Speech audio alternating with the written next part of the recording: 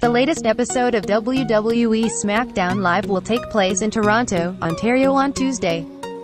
One of the biggest storylines heading into the show surrounds the WWE Championship, which AJ Styles retained in controversial circumstances against Samoa Joe at SummerSlam, leading to an announcement over the weekend that there will be a rematch between the two rivals at the upcoming Hell in a Cell pay-per-view. As for this week's in-ring action, Charlotte Flair will defend her SmackDown Women's Championship in a one-on-one match against Carmella. And it'll be the Club versus the Bar versus the Colons in the first match of the latest SmackDown Tag Team Championship One Contender tournament. Elsewhere this week, there is likely to be a heated response from Randy Orton following last week's attack by Jeff Hardy. While the build-up to Daniel Bryan Brie Bella versus The Miz Maryse at Hell in a Cell looks set to continue. Further down the card, we can expect to see Aiden English make an appearance after he patched things up with Rusev and Lana last week. While WWE is advertising that the New Day will throw a celebration after becoming five-time tag team champion. Following are the 5 last-minute predictions ahead of the episode. 1. Daniel Bryan and Brie Bella stand tall against The Miz and Maryse. The WWE Universe is understandably confused by Brie Bella's booking recently.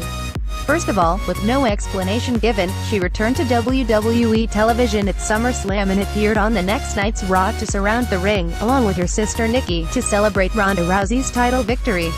Then, despite apparently being a Raw roster member, she showed up on SmackDown Live to help Daniel Bryan in his battle with The Miz and Maryse, leading to a mixed tag match being announced between the 4 WWE superstars, reality TV stars, for Hell in a Cell. It was then revealed on Monday that Brie will team with Nikki on next week's Raw against the Riot Squad, while she is being advertised to make another appearance on this week's SmackDown Live. Suddenly, Brie has gone from retired WWE superstar to the hottest free agent since John Cena. It's tough to call which shall do next, but let's predict that she and Bryan will get the upper hand ahead of Hell in a Cell by striking The Miz and Maryse with a series of yes kicks this week. 2. The Club progress in the tournament. The SmackDown Live roster is more stacked than ever, with tag teams that are worthy contenders to regain the tag titles at some point over the next few months. The problem?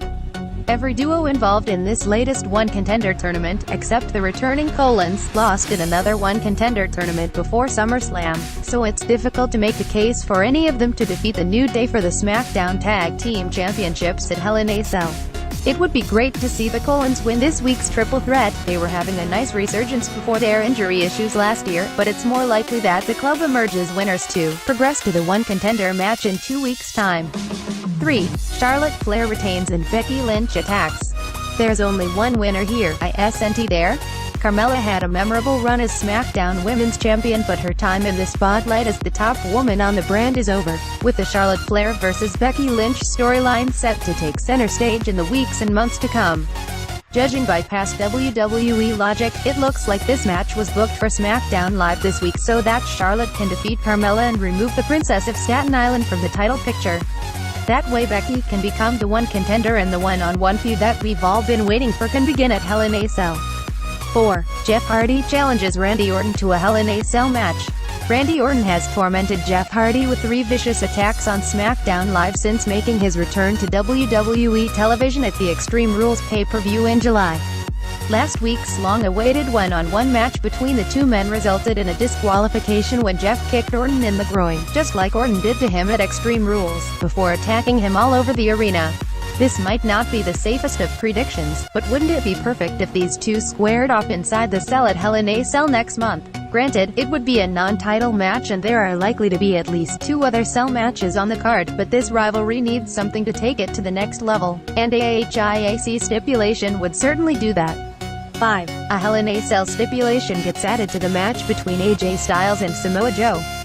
It was announced by WWE over the weekend that Samoa Joe will receive another opportunity against AJ Styles for the WWE Championship at the upcoming Hell in a Cell pay-per-view.